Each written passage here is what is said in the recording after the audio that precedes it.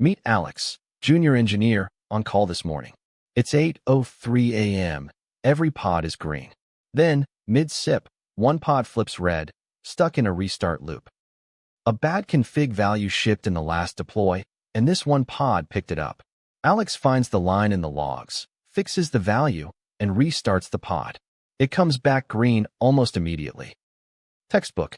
90 seconds, start to finish. 40 minutes later, a marketing email goes out to 2 million people.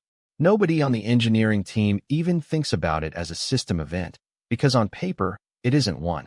It's just marketing doing its job. Traffic on checkout triples in under a minute. Every dashboard on Alex's screen lights up with alerts at almost the exact same time.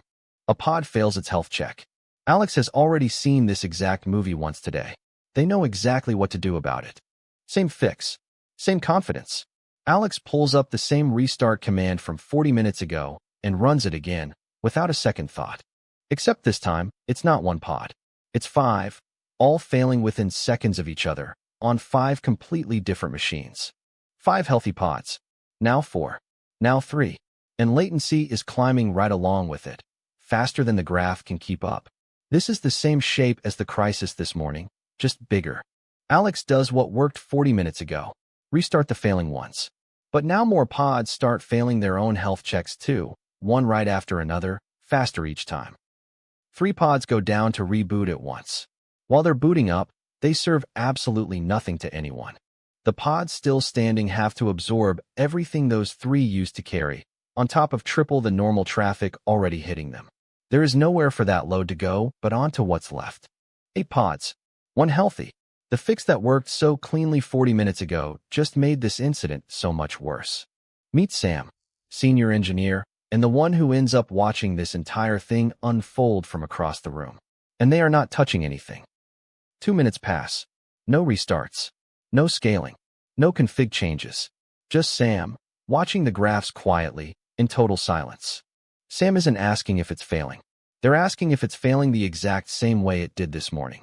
Is this actually broken, the same way the pod at 8:03 a.m. was broken? Or does it just look the same from the outside, on the surface? A health check can only ever return a pass or a fail.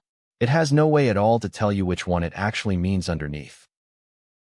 Sam pulls CPU usage and queue depth on every single pod marked unhealthy, instead of just trusting the health check result at face value.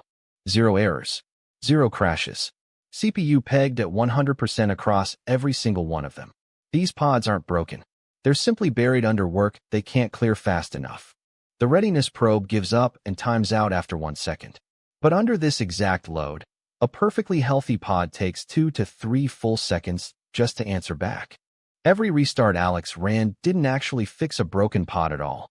It deleted a busy one and brought it back online with 0 warm capacity to show for it. 8:03 a.m., 1 broken pod. Restart, fixed cleanly. 9:14 a.m., 5 busy pods. Restart, cascading failure. The exact same command. A completely different problem hiding underneath it. The health check simply couldn't tell sick apart from busy. So the fix removed capacity at the exact moment the system needed more of it, not less. Alex saw the word failing on the screen and read it as broken. Sam saw that same exact word and asked, broken, or just completely full? Here's how Sam actually runs this kind of investigation. 3 things, checked in this exact order, every single time, no exceptions. Liveness asks one narrow question. Is this process alive at all, right now? Readiness asks a completely different question. Can it take on more work right now? Most teams only ever tune one of the two. Before you restart or remove anything at all from rotation, check its saturation first. CPU usage. Queue depth.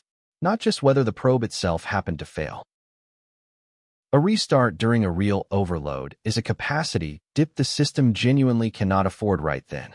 Back pressure holds the line instead of cutting straight into it. Widen the readiness timeout so it actually matches real load conditions. Add real back pressure. Separate liveness checks from readiness checks entirely. Then, only if you still truly need it, scale. Alex had the right instinct once, at 8:03 that very morning. They just never stopped to check whether it still applied here. Alex's instinct. It worked before, so just do it again. Sam's instinct. Did it actually work for this specific reason, or for a completely different one entirely? A fix that worked once isn't a rule. Same question every single time, no matter what. Is this actually the same problem, or does it just look like it on the surface? Diff closed.